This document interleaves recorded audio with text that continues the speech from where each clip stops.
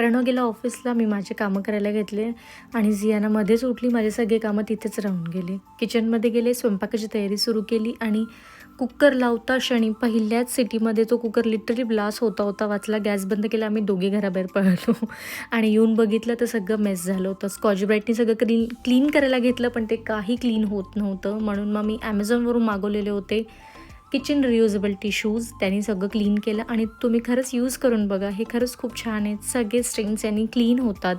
हॉलमध्ये जाऊन बघितलं तर झियानाचे वेगळेच पराक्रम सुरू होते. सगळे स्टिकर काढायला घेतले होते वॅक्सिनेशन कार्डचे. तेवढ्याच वेळा स्वयंपाकसुद्धा रेडी होता. फटाफट टिफिन पॅक केले माझ्या सासूबाईंसाठी आणि आम्ही तिघंही निघालो घराबाहेर. लिफ्टपर्यंत पोहोचलो आणि लाईट गेली.